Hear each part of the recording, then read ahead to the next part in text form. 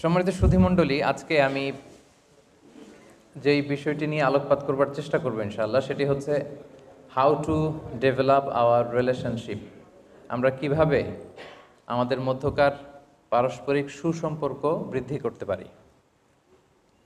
এটা খুবই জরুরি। নানা সময় আমরা এই সম্পর্কের টানাপোড়েন নিয়ে শুনি যে সম্পর্ক ভালো যাচ্ছে না, বাবা ছেলেতে সম্পর্ক খারাপ, হাজব্যান্ড ওয়াইফের মধ্যে সম্পর্ক খারাপ, বন্ধু বান্ধবের মধ্যে সম্পর্ক খারাপ, নেতার সাথে কর্মীর সম্পর্ক খারাপ, ইমাম সাহেবের সাথে মুসল্লির সম্পর্ক খারাপ। নানাভাবে নানা জায়গায় আমাদের সমাজের নানা অঙ্গনে এই যে সম্পর্কের অবনতি বা সম্পর্কের টানাপোড়েন, এই ক্রাইসিসটা খুব প্রকট। তো এই জন্য আমি ভেবেছি যে সুনির্দিষ্ট এই টপিকটা নিয়ে কথা বলবো, যে how to develop our relationship. তাহলে সম্পর্ক কিভাবে উন্নয়ন করা যায়, আমাদের পারস্পরিক সম্পর্ক, হৃদ্যতা, ভালোবাসা, এটাকে কিভাবে বাড়ানো যায়। ইসলাম কিন্তু সবসময় আমাদের পারস্পরিক সম্প্রীতি বাড়ানো, আমাদের হৃদ্যতা, আমাদের এই ভ্রাতৃত্ববোধকে গুরুত্ব দেয়। এবং ইসলামের যে ভ্রাতৃত্ববোধ, এটা আলাদা, এটার দাবিটাই আলাদা। এবং এই আয়াতটা দিয়ে আমি শুরু করেছি, সূরাতুল হুজরাতের 10 নম্বর আয়াত দিয়ে, যে ইন্নামাল মুমিনুনা ইখওয়া ফাআসলিহু বাইনা আখওয়াইকুম। নিশ্চয়ই মুমিনরা হচ্ছে ভাই, আর তোমরা তোমাদের এই ভ্রাতৃত্বের সম্পর্ককে মজবুত করো। আমি আমার বিভিন্ন আলোচনায় ভ্রাতৃত্বের প্রকারভেদ নিয়ে আলোচনা করেছি। ইভেন আমার লিখিত প্রথম যে বইটা মেসেজ, আধুনিক মননে আলোর পরশ, সেখানেও আমি এই ভ্রাতৃত্বের ক্লাসিফিকেশন নিয়ে অনেক কথা বলেছি। সেখানে আমরা বলেছি যে ভ্রাতৃত্ব মূলত 3 ধরনের। একটা হচ্ছে আল উখুয়া আল ইনসানিয়া, মানবতার দিক থেকে ভাই। এই দিক থেকে আমরা পৃথিবীর সবাই ভাই, আস্তিক নাস্তিক, হিন্দু বৌদ্ধ খ্রিস্টান, সবাই আমার ভাই, মানবতার দিক থেকে ভাই। আরেকটা হচ্ছে আল উখুয়া আন নাসাবিয়া, অর্থাৎ সহোদর ভাই, রক্তের সম্পর্ক, মানে আমার মায়ের পেটের ভাই, যেটা সিবলিং, আমার সহোদর ভাই। আর আরেকটা হচ্ছে আল উখুয়া দ্বীনিয়া, দ্বীনি ভাই। এই যে এখানে আমরা যারা বসেছি, আমরা কি এক মায়ের পেটের ভাই নাকি? আমরা কি ভাই? দ্বীনি ভাই। সবাই বলেন, আমরা কি ভাই? দ্বীনি ভাই। তো এই যে দ্বীনি ভাই, ব্রাদারহুড ইন ইসলাম, এটা কোনো ঠুনকো বিষয় না, এটা ছোট বিষয় না। এটা কখনো কখনো মায়ের পেটের ভাইয়ের সাথে যে সম্পর্ক, সেটাকেও ছাড়িয়ে যায়। এই যে দেখেন যে কাশ্মীরের মুসলমানরা যদি আক্রান্ত হয়, মুসলিম ভাইয়েরা আক্রান্ত হয়, আমরা কাঁদি না? ওদেরকে যদি অত্যাচার করা হয়, আমরা আহত হই, মানসিকভাবে আহত হই, আমরা কষ্ট পাই, আমরা কাঁদি। মিয়ানমারের রোহিঙ্গা ভাইরা যখন আক্রান্ত হয়, আমরা কাঁদি না? কাঁদি। ফিলিস্তিনে যখন ইসরায়েলিরা বোমা ফালায়, আমার মুসলিম ভাইদেরকে যখন মারে, তখন আমাদের কষ্ট লাগে না? কেন লাগে? কারণ তারা হচ্ছে আমাদের দ্বীনি ভাই। সবাই বলেন, তারা আমাদের কি ভাই? দ্বীনি ভাই। এবং এই পুরো মুসলিম উম্মাকে আল্লাহ রাসূল সাল্লাল্লাহু আলাইহি ওয়াসাল্লাম এই আন্তরিকতা বা সুসম্পর্কের বিষয়টাকে একটা পূর্ণ দেহের সাথে তুলনা করেছেন, ওয়ান বডি। আমরা সবাই মিলে, আমরা সব মুসলিম উম্মা মিলে ওয়ান বডি, একটা দেহ, এক দেহ এক প্রাণ। এবং আল্লাহর হাবিব সাল্লাল্লাহু আলাইহি ওয়াসাল্লাম বলেছেন, তোমরা সবাই হচ্ছে কাজাসাদিন ওয়াহিদ, একটা দেহের মতো। দেহের এক জায়গায় যেমনি আমরা ইনজুর্ড হলে সারা দেহটা কষ্ট পায়, তেমনি গোটা বিশ্বের আমার মুসলিম ভাইদের মধ্যে থেকে একজনও যদি আক্রান্ত হয়, সেটাও আমাকে মর্মাহত করে, ঠিক কি না? যেমন ধরেন আপনার পা কেটে গেল, ব্যাপারটা কেমন? যেমন পা কাটছে তো কি হয়েছে, সারা শরীর তো ভালো আছে, ব্যাপারটা কেমন না? পা যদি ইনজুর্ড হয়, দেখবেন যে ওই পায়ের ব্যথার কারণে রাতে ঘুম আসে না, তার মানে চোখ আক্রান্ত, তাই না? পায়ে ব্যথা পেয়েছেন, দেখবেন যে রাতে মাথা ব্যথা করতেছে, তার মানে মাথা আক্রান্ত। পায়ে ইনজুর্ড হয়েছে, আপনার সারা রাত আপনি নির্ঘুম, ইনসমনিয়া, ঘুম আসে না, তার মানে পুরো দেহটাই কিন্তু সাফার করতেছে এই ছোট্ট পায়ের ব্যথার কারণে। এই জন্য আল্লাহর হাবিব সাল্লাল্লাহু আলাইহি ওয়াসাল্লাম এত অসাধারণ উপমা দিয়েছেন যে গোটা মুসলিম উম্মা, আমরা যারা মুসলিম, তারা আমরা সবাই হচ্ছে ওয়ান বডি, একটা দেহ। দেহের যেই জায়গায় আক্রান্ত হোক না, পুরা দেহটা কিন্তু সেখানে কষ্ট পায়। এজন্য এই দ্বীনি ভ্রাতৃত্ব, এটা অনেক বড় বিষয়। এবং এটাকে কোরআন বলেছে যে আমরা রোহামা উবাইনাহুম, আমরা হচ্ছে পরস্পরের প্রতি পুষ্পকোমল। অন্য জায়গায় আল্লাহ রাসূল সাল্লাল্লাহু আলাইহি ওয়াসাল্লাম বলেছেন যে বুনিয়ানুম মারসুস, সীসা ঢালা প্রাচীরের মতো হবে আমাদের সম্পর্ক। কিন্তু আমরা নানা সময় দেখি যে আমাদের সম্পর্কের মধ্যে অনেক ফাটল, অনেক টানাপোড়েন, অনেক সংকট। তো এই সম্পর্কের যে সংকট, এই টানাপোড়েন, এই ক্রাইসিস, এটাকে আমরা কিভাবে নিরসন করব, this is our topic today. আজকের এই চমৎকার সন্ধ্যায় আমরা এটা নিয়ে কথা শুনবো যে আমরা আমাদের সম্পর্ক কিভাবে বাড়াতে পারি, আমাদের আন্তরিকতা, আমাদের ঘনিষ্ঠতা, আমাদের হৃদ্যতা আমরা কিভাবে বাড়াতে পারি। 10টা টিপস বা সম্পর্ক বাড়ানোর 10টা ইসলামিক ফর্মুলা আমি আজকের এই ইফতার প্রোগ্রামে আপনাদের সাথে শেয়ার করবো ইনশাআল্লাহ। আওয়াজ করে সবাই বলেন তো কয়টা টিপস বলবো?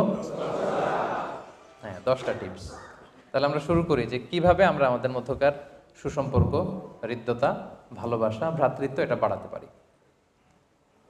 আচ্ছা, সুসম্পর্ক বাড়ানোর, হৃদ্যতা বাড়ানোর, ভালোবাসা বাড়ানোর 1 নাম্বার ইসলামিক ফর্মুলা হচ্ছে গ্রিটিংস অ্যান্ড স্যালুটেশন। দেখা হলে গ্রিট করা, যেটাকে আমরা বলি সালাম। যেটাকে কি বলি? সালাম। আল্লাহ রাসূল সাল্লাল্লাহু আলাইহি ওয়াসাল্লাম সরাসরি হাদিসে এই কথাটাই বলেছেন যে আওয়ালা আদুল্লুকুম আলা শাইইন ইদা ফাআলতুমুহু তাহাবাবতুম আফশুস সালামা বাইনাকুম। সাহাবাদেরকে উদ্দেশ্য করে তিনি বললেন যে আমি কি তোমাদের এমন একটা টিপসের কথা বলবো না যেটা ফলো করলে তোমাদের মধ্যকার ভালোবাসা, হৃদ্যতা বেড়ে যাবে? রাসূল সাল্লাল্লাহু আলাইহি ওয়াসাল্লাম বললেন সেই টিপসটা হচ্ছে আফশুস সালামা বাইনাকুম। তোমরা তোমাদের মধ্যে সালামের প্রচলন করো, তোমরা বেশি বেশি সালাম দাও। কেউ যখন আপনাকে সালাম দেয়, সালাম কিন্তু কাইন্ড অফ দোয়া, এটা একটা দোয়া কিন্তু। আসসালামু আলাইকুম ওয়া রাহমাতুল্লাহ মানে কি? পিস বি আপন ইউ, মানে তোমার উপর পিস আসুক, শান্তি আসুক, তুমি পিসফুল থাকো। তো যেই লোকটা আমাকে দেখলেই খালি বলে তুমি পিসফুল থাকো, তোমার শান্তি হোক, তোমার কল্যাণ হোক, তো তার মানে কি বোঝা যায়? তার সাথে আমার একটা সুসম্পর্ক আছে না? আছে। তো এই জন্য 1 নাম্বার টিপস হচ্ছে দেখা হলে যেন আমরা সালাম দেই। এবং কোরআনের দিক নির্দেশনাও এটাই যে ফাইদা দাখালতুম বুয়ুতান ফাসাল্লিমু আলা আনফুসিকুম তাহিয়াতাম মিন ইনদিল্লাহি মুবারাকাতান তাইয়্যিবা। আমরা যদি কারো বাসায় যাই, কোরআন বলছে যে ঘরে ঢুকেই আগে কি দাও? সবাই বলবেন আগে কি দিতে হবে? সালাম দিতে হবে। এবং এটা হচ্ছে তাহিয়াতাম মিন ইনদিল্লাহ, আল্লাহর পক্ষ থেকে একটা তাহিয়া, অভিবাদন পদ্ধতি, মুবারাকাতান তাইয়্যিবা, এবং এটা বরকতময়। এত শব্দ থাকে, এটাকে আল্লাহ তাআলা কেন সিলেক্ট করলেন? কারণ এটা হচ্ছে বরকতময়, এবং আল্লাহ তাআলা নিজেরও একটা নাম কিন্তু আসসালাম। নিজের একটা নাম কি? আসসালাম। তো যখন আমরা বলি আসসালামু আলাইকুম, এটার একটা অর্থ যেমনি হয় যে শান্তি তোমার উপর বর্ষিত হোক, আরেকটা অর্থ হয় যে ওই যে সালাম, তিনি তোমার উপর খুশি থাক। সুবহানাল্লাহি ওয়া বিহামদিহি। তাহলে আমাদের হৃদ্যতা, সম্পর্ক, ভালোবাসা, ভ্রাতৃত্ববোধ এটা বাড়ানোর 1 নাম্বার টিপস হচ্ছে সালাম দিতে হবে। আওয়াজ করে সবাই বলেন তো 1 নাম্বার টিপসের নাম কি? সালাম দিতে হবে। এই যে আলোচনা যখন আমি শুরু করেছি, কি দিয়ে শুরু করেছি? সালাম দিয়ে। আমাদের মোশাররফ ভাই যখন এখানে আলোচনা করলেন, প্রথমে কি বললেন? সালাম। এটা হচ্ছে আমাদের ইসলামিক গ্রিটিংস, ইসলামিক স্যালুটেশনস। সো আমরা দেখা হলেই যেন সালাম দিই। সালামটা সবাই সবাইকে দিতে হবে, ছোট বড়কে, বড় ছোটকে, স্বামী স্ত্রীকে, স্ত্রী স্বামীকে, বাবা ছেলেকে, ছেলে বাবাকে, সবাই সবাইকে। অনেকের মধ্যে এরকম একটা অনেকে প্রোটোকল রাখে যে না এরা সালাম দিবে, আমরা দিব না, ছোটরা দিবে, বড়রা দিবে না, এরকম না। কিন্তু সালাম সবাই সবাইকে দেবে। সো আমরা যেন সালামের প্র্যাকটিসটা বাড়াই, এবং বেশি বেশি সালাম দিলে আমাদের মধ্যকার হৃদ্যতা, ভালোবাসা, আন্তরিকতা আল্লাহ তাআলা বাড়িয়ে দিবে। তাহলে এই প্রথম পয়েন্টটা তো সবার কাছে ক্লিয়ার না? আচ্ছা, আলহামদুলিল্লাহ। তাহলে ভালোবাসা বাড়ানোর 1 নাম্বার যে টিপস আমি আজকে বললাম সেটা কি ছিল? সবাই বলেন নাই, বলেন কি ছিল? সালাম।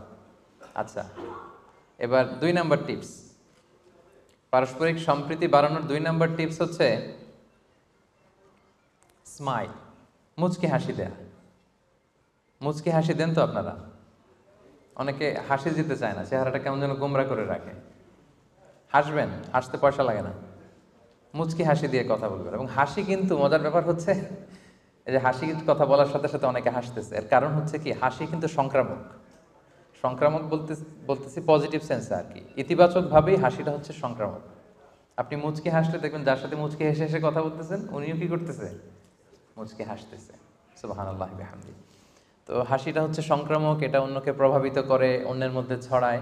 এবং হাসির সাথে কিন্তু মানসিক স্বাস্থ্যের একটা ভালো সম্পর্ক আছে। যারা সবসময় আপসেট থাকে, একটু গোমরা মুখ থাকে, এরা কিন্তু অসুস্থ থাকে খুব বেশি।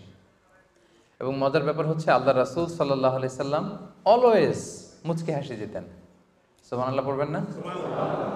অলওয়েজ। একটা হাদিস শোনাই, আব্দুল্লাহ ইবনে হারিস ইবনে জাজ রাদিয়াল্লাহু তাআলা উনি বর্ণনা করেন যে মা রাআইতু আহাদান আকসারা তাবাসসুমান মিন রাসূলিল্লাহি সাল্লাল্লাহু আলাইহি ওয়াসাল্লাম। উনি বলেন যে আমার জীবনে আমি আল্লাহ রাসূল সাল্লাল্লাহু আলাইহি ইসলামের চাইতে কাউকে বেশি মুচকি হাসি দিতে দেখি নাই।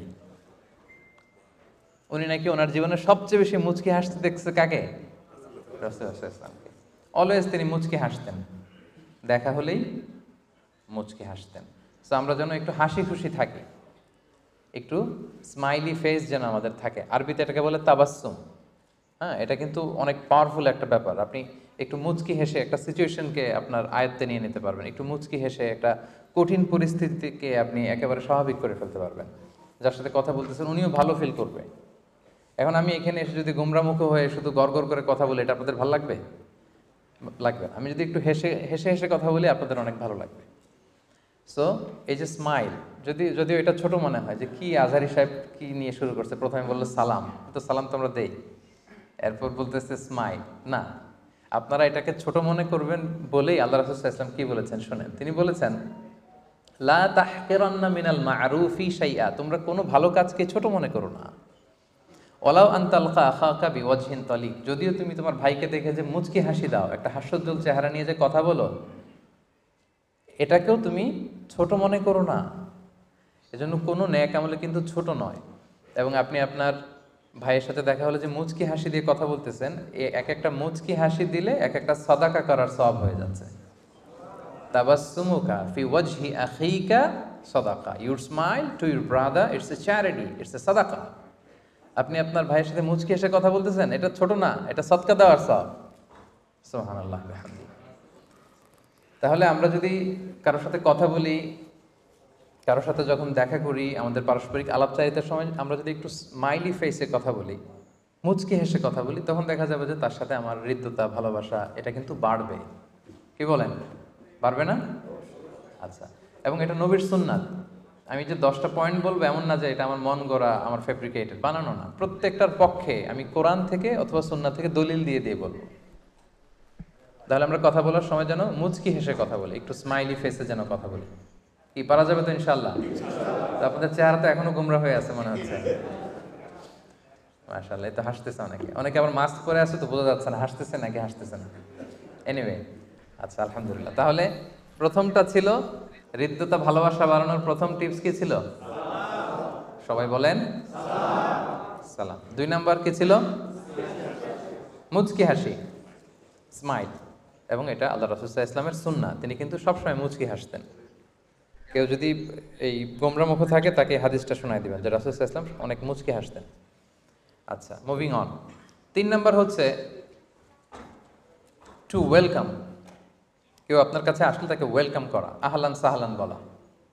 এটা মুখেও বলতে পারেন, টেক্সটও করতে পারেন।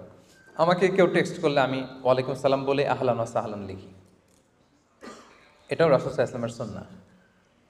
আপনি যখন আপনার বাসায় কেউ আসলো, আপনার ওয়ার্ক প্লেসে কেউ আসলো, আপনার অফিসে কেউ আসলো, আপনি যদি তাকে গুরুত্ব না দেন ও ভালো ফিল করবে না। বরং আপনি যদি তাকে আহলান সাহলান মারহাবান এগুলো আপনি বলেন, তাহলে মানে এটা বোঝাবে যে আপনি তাকে দেখে খুশি হয়েছেন, হ্যাঁ, হ্যাপি হয়েছেন। এবং আল্লাহ রাসূল সাল্লাল্লাহু আলাইহি সাল্লাম কিন্তু কারোর সাথে দেখা হলেই তাকে ওয়েলকাম করতেন, ওয়েলকাম করতেন, লিটারেলি ওয়েলকাম করতেন। লিটারেলি তিনি বলতেন মারহাবান। কি বলতেন? মারহাবান। দেখা হলেই মারহাবান। রাসূল সাল্লাল্লাহু আলাইহি ইসলামের সময় সবচেয়ে বড় ইসলামের শত্রু কে ছিল? আবু জাহাল, তাই না? আবু জাহালের ছেলের নাম ছিল ইকরামা, ইকরামা ইবনে আবু জাহাল।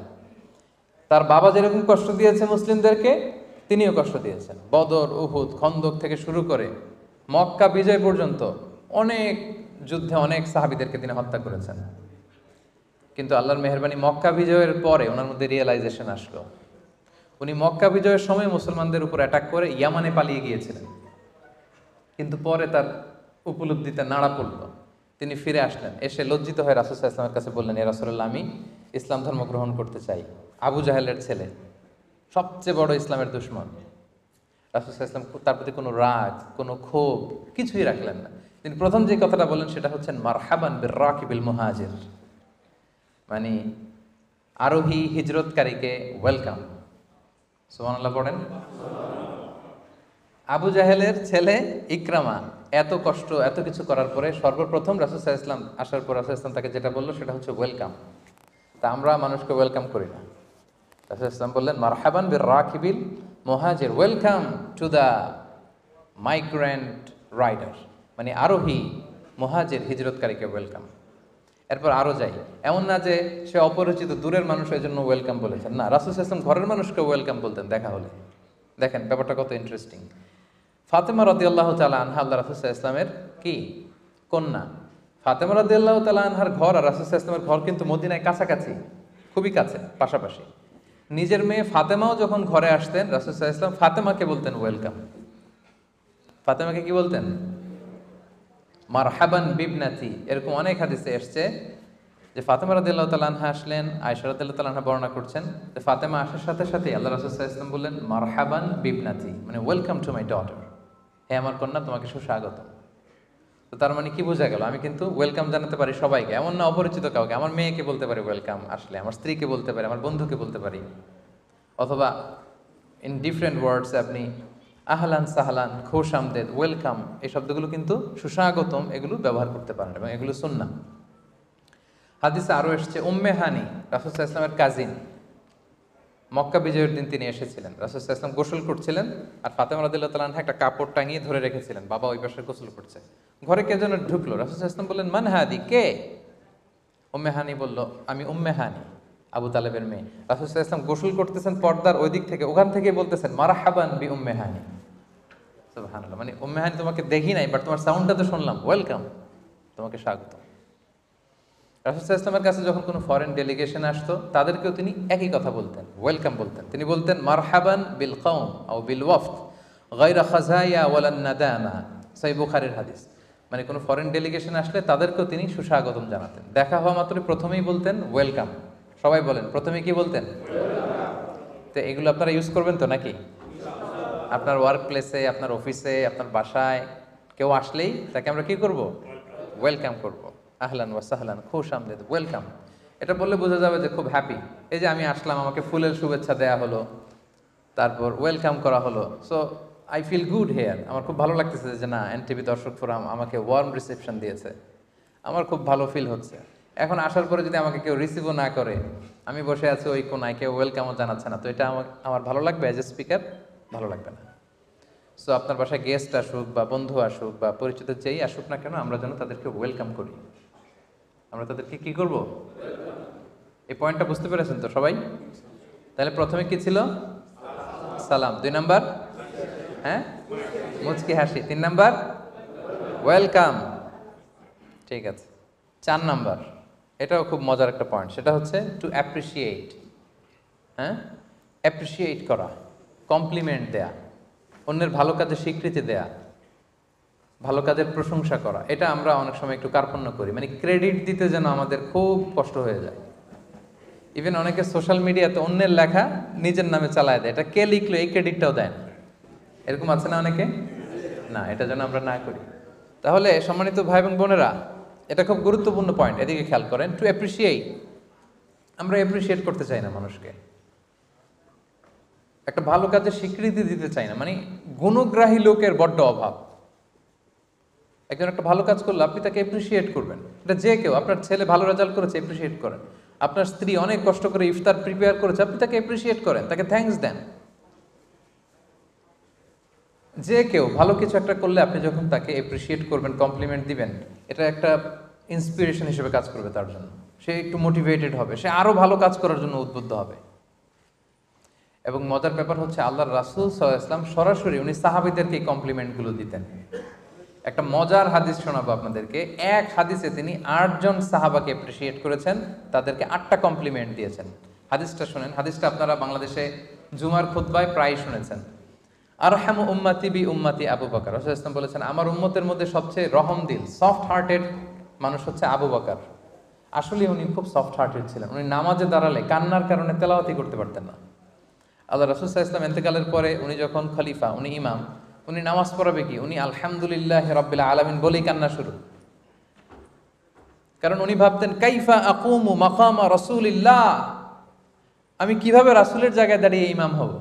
এই জায়গায় তো রাসূল সাল্লাল্লাহু আলাইহি ওয়াসাল্লাম ইমামতি করতেন, আমি কিভাবে এখানে ইমাম হই। এই ভাবনা থেকে উনি তেলাওয়াত শুরু করলেই শুধু কান্না। রাসূল সাল্লাল্লাহু আলাইহি ওয়াসাল্লাম বলেছেন আমার উম্মতের মধ্যে সবচেয়ে সফট হার্টেড মানুষ হচ্ছেন কে? আবু বকর। ওয়া আশাদ্দুহুম ফি আমরিল্লাহি ওমর। আর আল্লাহর দ্বীন বাস্তবায়নে সবচেয়ে কঠোর হচ্ছে কে? ওমর। আসদাকুহুম হায়াআন উসমান, আমার সাহাবীদের মধ্যে সবচেয়ে লাজুক সাহাবী হচ্ছে উসমান। ওয়া আকরাউহুম লিকিতাবিল্লাহি উবাই ইবনে কাব, আর আল্লাহর কিতাব সবচেয়ে কারীদের মতো করে পড়তে পারতো যে সাহাবী, ওনার নাম হচ্ছে উবাই ইবনে কাব। ও আফরদহুম যায়েদ ইবনে সাবিত, আর উত্তরাধিকার বন্টনের নীতিমালা সবচেয়ে ভালো জানে যায়েদ। বলতেছেন আর এক এক সাহাবী খুশিতে বাকবাকো গদগদ হয়ে যাচ্ছে, মানে খুশিতে রাসূল সাল্লাল্লাহু আলাইহি ওয়াসাল্লাম আমাকে কমপ্লিমেন্ট দিচ্ছে। তারপর হচ্ছে ওয়া আ'লামুহুম বিল হালালি ওয়াল হারামি মুআয ইবনে জাবাল, হালাল হারামের স্পেশালিস্ট হচ্ছে মুআয ইবনে জাবাল। আর সবচেয়ে বিশ্বস্ত সাহাবী হচ্ছে আবু উবাইদা ইবনুল জাররাহ। 8 জন সাহাবীর 8টা গুণের কথা বললেন। আপনাদের কি মনে হয় রাসূল সাল্লাল্লাহু আলাইহি ওয়াসাল্লামের মুখ থেকে এই কমপ্লিমেন্টগুলো পেয়ে ওনারা খুশি হয়েছেন না? আরও কিভাবে ভালো করা যায় ওনারা আরও ইন্সপিরেশন পাইছেন না? পেয়েছেন। আমি একটা সাধারণ জ্ঞানের প্রশ্ন করি, দেখি আপনারা উত্তর করতে পারেন কিনা। ইসলামিক সাধারণ জ্ঞানের প্রশ্ন, কোন সাহাবীদের মধ্যে সবচাইতে সুরেলা কণ্ঠ ছিল কোন সাহাবীর? দেখি কে বলতে পারেন। না না, বেলাল না। তারপর না, ওমর না। তারপর এনি আদার গেস? হ্যাঁ, ওসমান না। জাকারিয়া, উনি তো নবী। আচ্ছা, আবু বকর না, না। আচ্ছা, এই হাদিসে ছিল সবচেয়ে কারি সাহাবা হচ্ছে উবাই ইবনে কাব। আচ্ছা, সবচেয়ে সুরেলা কণ্ঠের সাহাবীর নাম হচ্ছে আবু মুসা আল আশআরী রাদিয়াল্লাহু তাআলা আনহু। সবচেয়ে সুরেলা গলা, হ্যাঁ, সবচেয়ে মেলোডিয়াস ভয়েস ছিল না। উনি একবার রাতে তেলাওয়াত করতেছেন, ওনার বাসার পাশ দিয়ে রাসূল সাল্লাল্লাহু আলাইহি ওয়াসাল্লাম যাচ্ছে। রাসূল সাল্লাল্লাহু আলাইহি ওয়াসাল্লাম থেকে এত সুন্দর গলা, রাসূল সাল্লাল্লাহু আলাইহি ওয়াসাল্লাম আর যাচ্ছেন না, উনি শুধু শুনতেছেন। পরের দিন আবু মুসা আল আশআরীকে ডেকে রাসূল সাল্লাল্লাহু আলাইহি ওয়াসাল্লাম কি বললেন দেখেন। রাসূল সাল্লাল্লাহু আলাইহি ওয়াসাল্লাম বললেন, ইয়া আবা মুসা লাকাদ উতিতা মিজমারান মিন মাজামিরি আলি দাউদ, দাউদ নবীর কণ্ঠে আল্লাহ যে সুরের ঝংকার ঢেলে দিয়েছেন, এই উম্মতের মধ্যে আল্লাহ তোমার গলায় সেই সুরের ঝংকার ঢেলে দিয়েছেন। আবু মুসা বলল, ইয়া রাসূলুল্লাহ, আমার এই তেলাওয়াত আপনি কই শুনলেন? রাসূল ইসলাম বললেন, গত রাতে তুমি তেলাওয়াত করেছো না বাসায়, আমি দাঁড়িয়ে শুনেছি। আবু মুসা বলতেছে, তাই নাকি? ইয়া রাসূলুল্লাহ, আমি তো জানি না। আমি যদি জানতাম যে আমার তেলাওয়াত আপনি শুনতেছেন, আমি ফজর পর্যন্ত তেলাওয়াত করতেই থাকতাম, তেলাওয়াত আর বন্ধ করতাম না। সুবহানাল্লাহি বিহামদিহি। দাউদ আলাইহিস সালাম নবীদের মধ্যে সবচেয়ে সুন্দর কণ্ঠের অধিকারী ছিলেন। উনি যখন আকাবা সাগরের তীরে বসে জাবুর কিতাব তেলাওয়াত করতেন, আকাশের পাখিগুলো তেলাওয়াত শোনার জন্য নেমে যেত। সাগরের মাছ চলে আসতো, বনের পশু চলে আসতো, এত মেলোডিয়াস ভয়েস ছিল। রাসূল ইসলাম বললেন, দাউদ নবীর কণ্ঠে যে সুরের ঝংকার, এই সাহাবীদের মধ্যে তোমার কণ্ঠে আল্লাহ সেই সুরের ঝংকার দিয়েছেন। সুবহানাল্লাহ। তাহলে দেখেন, কমপ্লিমেন্ট দিতে, এপ্রিসিয়েশনে কিন্তু রাসূল ইসলাম কখনো কার্পণ্যতা করেননি। কিন্তু আমাদের মধ্যে প্রায় কেমন যেন এই কার্পণ্যতা দেখা যায়। আমরা গুণগ্রাহী হতে চাই না, আমরা ক্রেডিট দিতে চাই না। আরেকটা মজার ব্যাপার হচ্ছে যে রাসূল সাল্লাল্লাহু আলাইহি ওয়াসাল্লাম শুধু যে সাহাবীদের মধ্যেই যারা কোয়ালিফাইড তাদেরই প্রশংসা করেছেন, অ্যাপ্রিসিয়েশন করেছেন এমন না। তিনি অনেক নন মুসলিমকেও ক্রেডিট দিয়েছেন। অমুসলিম, তারা মুসলিম না, তারপর রাসূল সাল্লাল্লাহু আলাইহি ওয়াসাল্লাম তাদের কি করেছেন? প্রশংসা করেছেন। যেমন ছোট্ট একটা উদাহরণ দেই। রাসূল সাল্লাল্লাহু আলাইহি ওয়াসাল্লাম যখন মদিনাতে যে পিস এগ্রিমেন্ট করলেন ইহুদিদের সাথে, যে মদিনায় অ্যাটাক হলে আমরা সবাই মিলে মদিনাকে সেভ করব। 3য় হিজরিতে মুশরিকরা এসে মদিনা অ্যাটাক করলো, কিন্তু ইহুদিরা তো আর ঘর থেকে বেরোয় না, তারা তাদের কথা রাখে না। একজন ইহুদি ছাড়া, তার নাম হচ্ছে মুখাইরিক। তার নাম কি? মুখাইরিক। সে তার কথা রেখেছে, কোনো ইহুদি কথা রাখেনি, একজন কথা রেখেছে। সে ইহুদি হয়েও উহুদের যুদ্ধে মুসলমানদের পক্ষে কাফেরদের বিরুদ্ধে যুদ্ধ করে করে নিহত হয়েছে। তার লাশটা যখন রাসূল সাল্লাল্লাহু আলাইহি ওয়াসাল্লামের কাছে আনা হলো, তিনি লাশটা দেখে বললেন, মুখাইরিক খায়রু ইয়াহুদ, মানে মুখাইরিক is the best of among the Jews. ইহুদিদের মধ্যে সবচেয়ে শ্রেষ্ঠ হচ্ছে মুখাইরিক, কেননা সে তার কথা রেখেছে। সুবহানাল্লাহি ওয়া বিহামদিহি। তার মানে এপ্রিসিয়েশনটা রাসূল সাল্লাল্লাহু আলাইহি ওয়াসাল্লাম যে শুধু মুসলিমদেরই করতেন, তার সাহাবাদেরই করতেন এমন না। অমুসলিমদের মধ্যেও যদি রাসূল সাল্লাল্লাহু আলাইহি ওয়াসাল্লাম কোনো ভালো গুণ দেখতেন, এটাও তিনি কি করতেন? ক্রেডিট কিন্তু তিনি দিতেন, তিনি কিন্তু কমপ্লিমেন্ট দিতেন, এপ্রিসিয়েশন করতেন। তাহলে সুসম্পর্ক বাড়ানোর 4 নম্বর পদ্ধতি হচ্ছে এপ্রিসিয়েশন করা, কমপ্লিমেন্ট দেয়া। বুঝতে পেরেছেন তো? এপ্রিসিয়েশন করা। আচ্ছা, 5 নাম্বার হচ্ছে ওয়েল উইশিং, শুভকামনা, অন্যের কল্যাণ কামনা করা। And this is the essence of religion, this is the essence of Islam. ইসলামের মূল কথাই এটা, আদ-দীনু আন-নাসিহা। রাসূল সাল্লাল্লাহু আলাইহি ওয়াসাল্লাম বলেছেন যে দিন মানেই হচ্ছে কল্যাণ কামনা, ইসলাম মানেই হচ্ছে অন্যের শুভ কামনা। আপনি সবার জন্য কল্যাণ কামনা করবেন, সবার জন্য আপনি দোয়া করবেন, কাছেও আপনি শুভ কামনা করবেন, সে উপস্থিত না থাকলেও আপনি কি করবেন? শুভ কামনা করবেন। অনেকে আছে যে কাছে সামনাসামনি খুব ভালো, যখন দূরে চলে যায় তখন আবার হয়তো তার ব্যাপারে অন্যের কান ভারী করতেছে, ব্যাকবাইটিং করতেছে। এইরকম অ্যাটিটিউড ম্যানার যেন আমরা, বিহেভিয়ারাল অ্যাটিটিউড যেন আমরা ডেভেলপ না করি। আমরা সব সময় সামনেও তার জন্য আমি দোয়া করি, সে অনুপস্থিত তখন আমি তার জন্য দোয়া করব। এবং অনুপস্থিত কারোর জন্য যদি দোয়া করেন, এই দোয়াটা ফিরে আপনার দিকেই আসে। অনেকে বলে যে অন্যের জন্য দোয়া করে কি লাভ, না, এটা রিটার্ন করবে আপনার দিকে। লেটস সে আমি মোশাররফ ভাইয়ের জন্য, মোশাররফ ভাই এখানে নাই, আমি বাসায় দোয়া করলাম, আল্লাহ মোশাররফ ভাইকে তুমি সুস্থ করে দাও। ফেরেশতারা কি বলবেন জানেন? ফেরেশতারা বলবে ওয়ালাকা বিমিসলিন, তোমার জন্য অনুরোধ, অর্থাৎ তোমার কোনো রোগ থাকলে আল্লাহ সেটা যেন সুস্থ করে দেয়। সুবহানাল্লাহ। তাহলে আমি আমার ভাইয়ের জন্য দোয়া করলে আমি ওই দোয়াটা ফেরেশতাদের পক্ষ থেকে পাচ্ছি। সুবহানাল্লাহ। হাদিসটা কত সুন্দর দেখেন, আল্লাহর হাবিব সাল্লাল্লাহু আলাইহি ওয়াসাল্লাম বলেছেন যে মা মিন আবদিন মুসলিমিন ইয়াদউ লিআখিহি বিযাহরিল গায়বি ইল্লা ক্বালাল মালাকু ওয়ালাকা বিমিসলিন। কোনো ভাইয়ের অনুপস্থিতিতে আপনি যদি কোনো দোয়া করেন, ফেরেশতারা কি বলে? তোমার জন্য অনুরূপ। আমার দোয়া কবুল হতেও পারে, নাও হতে পারে, কিন্তু ফেরেশতার দোয়াকে আল্লাহ ফিরিয়ে দিবে?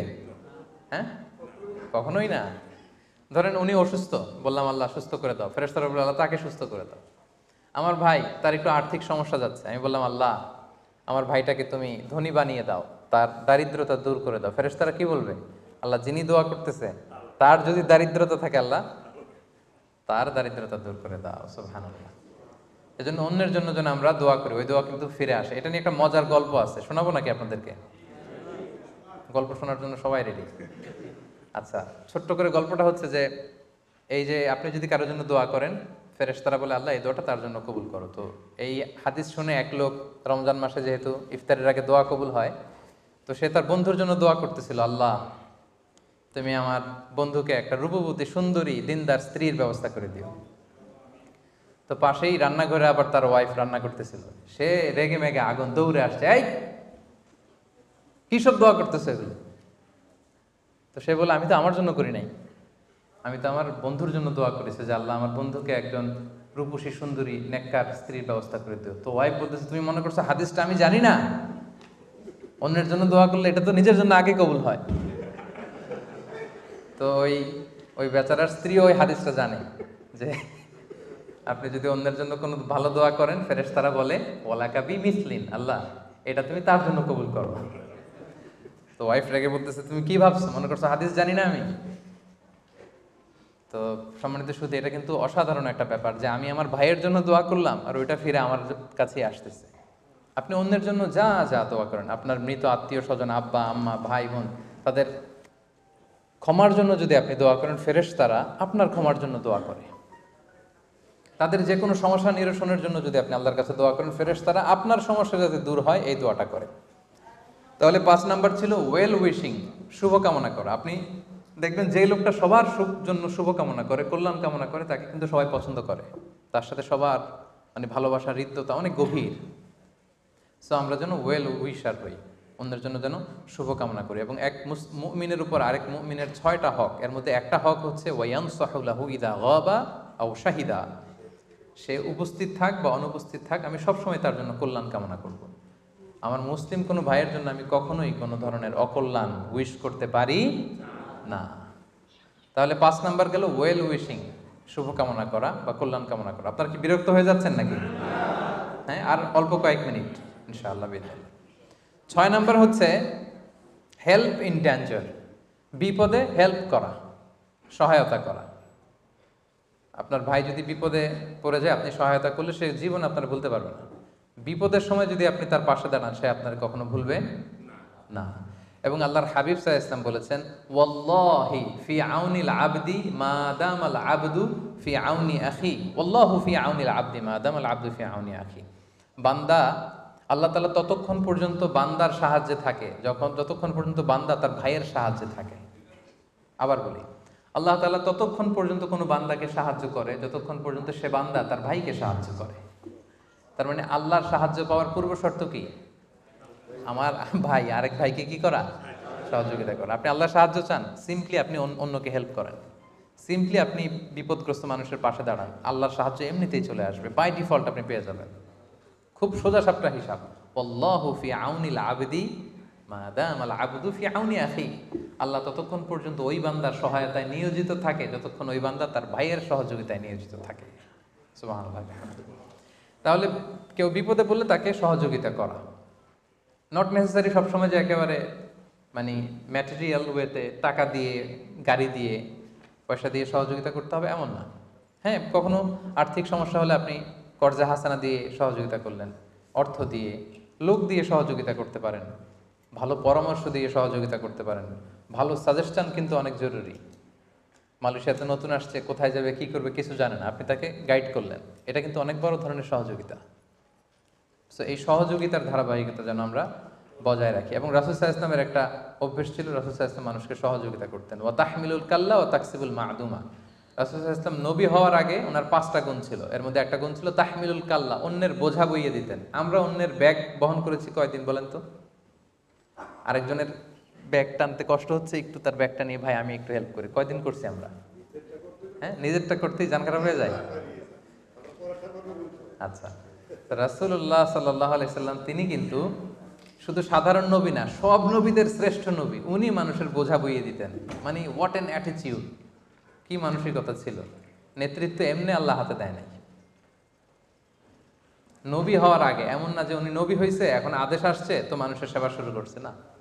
নবী হওয়ার আগেই তাহমিলুল কাল্লা, মানুষের বোঝা বইয়ে দিতেন। ওয়া তাকসিবুল মা'দুমা, যার উপার্জনের কিছু নেই তার জন্য উপার্জন করে দিতেন। তার মানে অলওয়েজ মানুষের সহযোগিতায় আল্লাহ রাসূল সাল্লাল্লাহু আলাইহি ওয়াসাল্লাম পাশে থাকতেন। তো আপনি যদি কারো সহযোগিতায় পাশে দাঁড়ান, পাশে থাকেন, সে কোনোদিন আপনাকে ভুলবে না, এবং তার সাথে আপনার যে হৃদ্যতা তৈরি হবে এটা আর অন্য কোনো কিছু দিয়ে করা সম্ভব না। তাহলে বিপদে সহযোগিতা করা। 7 নাম্বার, ভিজিটিং সিক, অসুস্থকে দেখতে যাওয়া। কেউ যদি অসুস্থ হয় তাকে দেখতে যাওয়া। এখন এটা আমাদের কমে গেছে, একটা সময় ছিল খুব বেশি। এখন ওই যে নিজেদের ব্যস্ততা, ফ্ল্যাটে ফ্ল্যাটে থাকা। বাংলাদেশের কথা যদি বলি, বাংলাদেশে তো প্রায় শুনি যে ওই ফ্ল্যাটের ভিতরে মারা গেছে, পরে দুর্গন্ধ বের হওয়ার পরে এরপরে আশেপাশের লোকজন জানছে যে কে নাকি মারা গেছে এখানে। তো কি ফ্ল্যাট কালচার চলে আসছে আমাদের, ফলে আমাদের হৃদ্যতা, আমাদের আন্তরিকতা এগুলো একেবারে আমরা হারাতে বসেছি। তো অসুস্থ ব্যক্তিকে দেখতে যাওয়া এটা সুন্নাহ। পাশাপাশি আপনি যাকে দেখতে যাবেন তার সাথে আপনার একটা সুসম্পর্ক তৈরি হবে, সে আপনাকে মনে রাখবে। রাসূল সাল্লাল্লাহু আলাইহি ওয়াসাল্লাম এটা খুব করতেন। অসুস্থকে দেখতে গেলে তার মাথায় হাত বুলাতেন, গায়ে হাত বুলিয়ে একটা দোয়া পড়তেন, আল্লাহুম্মা রাব্বান নাস আযহিবিল বাস ইশফি ওয়া আনতা শাফি লা শিফাআ ইল্লা শিফাউক শিফাআন লা ইউগাদিরু সাকামা। এবং তাকে পজিটিভ কথা শোনাতেন। একজন অসুস্থ রোগীর বন্ধুরা যদি যায়, যে যদি পজিটিভ কথা শোনে, ওর রোগ তো এমনি অর্ধেক ভালো হয়ে যাবে, কি বলেন? আমাদের দেশে হচ্ছে কেউ যদি অসুস্থ হয়, ওই রোগে সবচেয়ে কষ্ট পেয়ে কে কে মারা গেছে ওগুলো যে বলা শুরু করে, যে আল্লাহ আপনার তো ক্যান্সার, ক্যান্সারে যে আমার এক খালা ছিল কি যে কষ্ট পাইয়া মরছে, এই যে শুরু। তো ওই লোক তো এমনি অর্ধেক তো তখনই মরা। আপনি যে বলবেন ঘটনা কি, আপনি অসুস্থ এটা বললো কে? আপনার তো you are looking very young, আপনার তো খুব এনার্জেটিক মনে হচ্ছে। না, অসুস্থ মনে হচ্ছে না তো, আপনি তার চেয়ে সুন্দর হয়ে গেছেন দেখা যাচ্ছে। তো এগুলো বললেই দেখা যাবে যে সে মানসিকভাবে একটু আরো সবল হয়ে উঠবে। কিন্তু ওই রোগে কে কে মারা গেছে, কি কষ্ট পেয়ে মারা গেছে, এই ফিরিস্তি যদি আপনি তার সামনে শোনান, বেচারা ঠিক থাকবে? থাকবে না। সো আমরা যেন অসুস্থ ব্যক্তিকে দেখতে যাই, তাদেরকে পজিটিভ কথা যেন বলি, দেখবেন যে সে আজীবন মনে রাখবে যে আমাকে দেখতে আসছিল। এবং ভিজিটিং সিক, অসুস্থদের দেখতে যাওয়ার ক্ষেত্রে কিন্তু কোনো মুসলিম অমুসলিম বাধ্যবাধকতা নেই। আপনি আপনার অমুসলিম ফ্রেন্ডকেও দেখতে যেতে পারেন। আপনার এক বন্ধু নাস্তিক, অসুস্থ, ইউ ক্যান ভিজিট হিম। হিন্দু, পাশের ঘরের বাড়ির হিন্দু, আপনি দেখতে যাবেন অবশ্যই। রাসূল সাল্লাল্লাহু আলাইহি ওয়াসাল্লাম মুসলিম অমুসলিম নির্বিশেষে তিনি অসুস্থদের ভিজিট করতেন। এক ইহুদি ছেলে রাসূল সাল্লাল্লাহু আলাইহি ওয়াসাল্লামের সার্ভেন্ট ছিল, খাদেম। তার ধর্ম কি? ইহুদি। সে কোন ধর্মের বলেন? ইহুদি। রাসূল সাল্লাল্লাহু আলাইহি ওয়াসাল্লামের সার্ভেন্ট, ছোট, টাকার বিনিময়ে কাজ করত। অনেকদিন হলো সে আসে না। রাসূল সাল্লাল্লাহু আলাইহি ওয়াসাল্লাম শুনলেন এই ছেলেটা অসুস্থ। রাসূল সাল্লাল্লাহু আলাইহি ওয়াসাল্লাম তার বাসায় গেলেন, তাকে দেখতে গেলেন, তার মাথায় হাত বুলিয়ে দিলেন এবং তাকে বললেন আসলিম, অর্থাৎ তুমি ইসলাম ধর্ম গ্রহণ করো, মুমূর্ষু মারা যাবে। এখন ছোট্ট ছেলে হঠাৎ রাসূল সাল্লাল্লাহু আলাইহি ওয়াসাল্লাম বলতেছে আসলিম, শাহাদা পড়ো। সে কি করবে? সে তার বাবার দিকে তাকালো, পাশে বাবা দাঁড়ায় আছে, মানে কাইন্ড অফ যে বাবার কাছে জানতে যাচ্ছে আমি কি শাহাদা পড়বো। তার বাবা বলল আতিয়া আবুল কাসেম, মানে আবুল কাসেম যা বলে সেটাই করো। আবুল কাসেম হচ্ছে রাসূল সাল্লাল্লাহু আলাইহি ওয়াসাল্লামের একটা কুনিয়াত, ওনার বড় ছেলের নাম ছিল কাসেম, যদিও ছেলেটা বাঁচেনি, ফলে ওনাকে কাসেমের বাবা বলে শুরুতে ডাকা হতো। তো ইহুদি বলল, আপনি আবুল কাসেম, তুমি আবুল কাসেমের কথা শোনো। তখন এই ছোট্ট বাচ্চাটা পড়তে আরম্ভ করলো, আশহাদু আল্লাহ ইলাহা ইল্লাল্লাহ ওয়া আশহাদু আন্না মুহাম্মাদান আবদুহু ওয়া রাসূলুহু। সুবহানাল্লাহ। দেখেন, রাসূল সাল্লাল্লাহু আলাইহি ওয়াসাল্লামের এই সামান্য সেবা শুশ্রূষা এবং রোগীকে দেখতে যাওয়ার কারণে এক জাহান্নামী কি হয়ে গেল? জান্নাতি। রাসূল সাল্লাল্লাহু আলাইহি ওয়াসাল্লাম এই ঘর থেকে বের হওয়ার সময় এটাই বলতেছিলেন যে আলহামদুলিল্লাহিল্লাযী আনকাযাহু মিনান নার। প্রশংসা সে আল্লাহর, যে আল্লাহ তাকে জাহান্নামের আগুন থেকে বাঁচিয়েছে। সুবহানাল্লাহ। তাহলে রাসূল সাল্লাল্লাহু আলাইহি ওয়াসাল্লাম কিন্তু দলমত নির্বিশেষে ধর্ম টর্ম এগুলো বাছে নাই।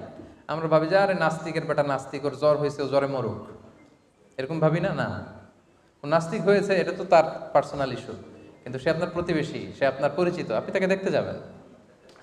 তাহলে অসুস্থদের ভিজিট করলে কিন্তু সুসম্পর্ক, হৃদ্যতা বাড়ে। এই পয়েন্টটা বুঝতে পেরেছেন? আচ্ছা, আল্লাহ রাসূল সাল্লাল্লাহু আলাইহি ওয়াসাল্লাম একটা মজার ব্যাপার বলি। আল্লাহ রাসূল সাল্লাল্লাহু আলাইহি ওয়াসাল্লাম নিজে যেমনি অসুস্থদের দেখতে যেতেন, সাহাবারাও কিন্তু এই প্র্যাকটিসটা করতো। একবার রাসূল সাল্লাল্লাহু আলাইহি ওয়াসাল্লাম জিজ্ঞেস করলেন, আজকে নফল রোজা রেখেছো কে? আবু বকর রাদিয়াল্লাহু তাআলা আনহু হাত তুললেন। তিনি বললেন, গরিবদের খাবার দিয়েছো কে? আবু বকর রাদিয়াল্লাহু তাআলা হাত তুললেন, বাকিরা হাত তোলেন। আজকে জানাজা পড়েছো কে? আবু বকর রাদিয়াল্লাহু হাত তুললেন। আজকে একজন অসুস্থকে ভিজিট করেছো কে? আবু বকর রাদিয়াল্লাহু তাআলা হাত তুললেন। আল্লাহ রাসূল বললেন, এতগুলো ভালো গুণ যার মধ্যে থাকে, এত জান্নাতি না হয়ে পারে না। সুবহানাল্লাহি ওয়া বিহামদিহি। কি চমৎকার গুণের অধিকারী ওনারা ছিলেন। আমরা যেন অসুস্থদেরকে ভিজিট করি। 8 নাম্বার, এক্সচেঞ্জিং গিফটস, উপহার দেওয়া। উপহার দিলে কিন্তু, গিফট দিলে মানুষের মধ্যে ভালোবাসার হৃদ্যতা বাড়ে। উপহার দেয়া নেয়া দুটোই সুন্নাহ। রাসূল সাল্লাল্লাহু আলাইহি ওয়াসাল্লাম উপহার দিতেন, আবার উপহার গ্রহণ করতেন।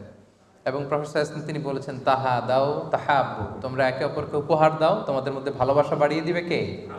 আল্লাহ তাআলা ভালোবাসা বাড়িয়ে দিবে। সো আমরা যেন উপহার দেই, একে অপরকে যেন গিফটস দেই। রাসূল সাল্লাল্লাহু আলাইহি ওয়াসাল্লাম দিতেন এবং গিফটস নিতেন।